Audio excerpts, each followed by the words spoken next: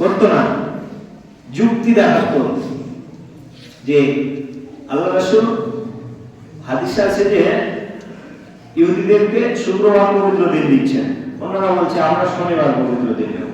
তাহলে তারা বলেন ঠিক আছে শনিবারই থাকবো, কিন্তু শনিবার সব কাজ বন্ধ, শুধু ইবাদত করতে হবে। সত্যটা জটিল হয়ে গেল। একটা গরু জবাই করো তাহলে তোমাদের বিচার ফায়সালা হয়ে যাবে। বারবার হচ্ছে গরুটার রং কেমন হবে, এটা ছোট না বড়, তাহলে এটাতে আল্লাহ যায় কি যায় না, এই বিভিন্ন রকম মানে ওটা জবাই করবে না, তাই শেষ পর্যন্ত জবাই করতেই হলো।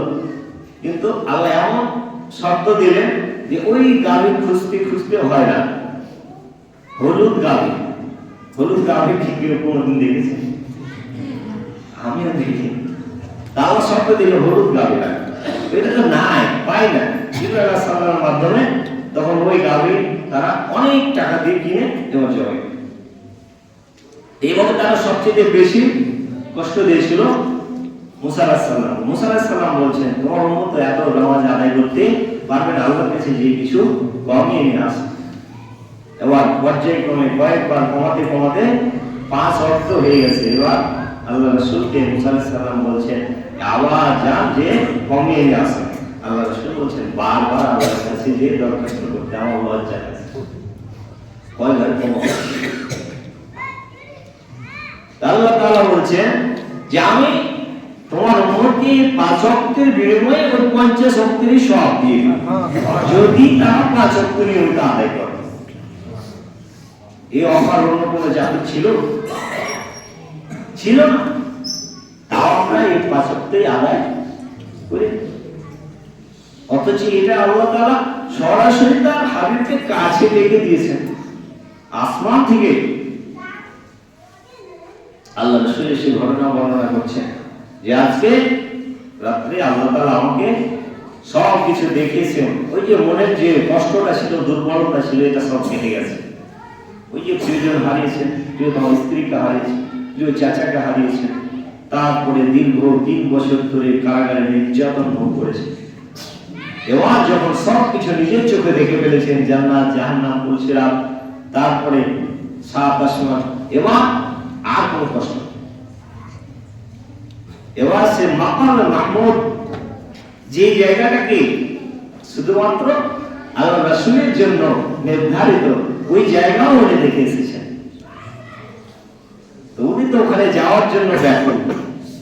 বর্ণিত আছে যে ওটা দেখার পর জিবরাইল আলাইহিস সালামকে বলছেন যে আমাকে ওখানে একটু প্রবেশ করার অনুমতি দাও। তো জিবরাইল আলাইহিস সালাম বলছেন এখন তো আমি দুনিয়ার জিন্দেগিতে আছি না, এখন প্রবেশ করা যাবে না। উনি তো এখন উন্মুখ হয়ে আছেন, যে কোনো সময় আল্লাহ আমাকে ডাক দিন, আমি আমার সেই প্রশংসিত জায়গায় পৌঁছে যাব। এবার সব কিছু দেখে এসে বর্ণনা করছেন উম্মতের কাছে এই ঘটনা। সবাই বলছে যে পাগল হয়ে গেছে, এক রাত্রে এত কিছু সম্ভব। সর্বপ্রথম আবু বকর সিদ্দিক রাদিয়াল্লাহু তাআলা বলছিলেন উনি ছিলেন একমাত্র তার ভক্ত সবচেয়ে বেশি। আবু জাহেল তার কাছে গিয়ে প্রথম এই সংবাদটা দিয়ে আপনি জানো আজকে এই কথা বলছে, তাহলে সে পাগল হয়ে যায়নি? বলছে উনি কি এই কথা বলেছেন?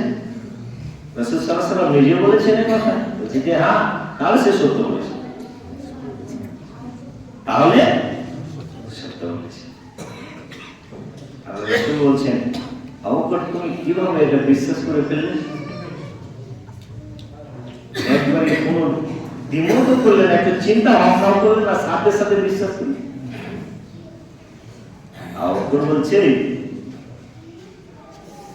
যে আপনাকে না দেখে আমরা জান্নাত বিশ্বাস করেছি, না দেখে আল্লাহকে বিশ্বাস করেছি, না দেখে জান্নাত বিশ্বাস করেছি, আপনাকে রাসূল হিসেবে মেনে নিয়েছি।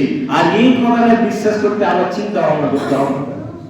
আল্লাহ রাসূল যে আবু বকর তুমি শুধু আবু বকর না, তুমি সিদ্দিক, তুমি সত্যবান, উপাধি আমি মানি।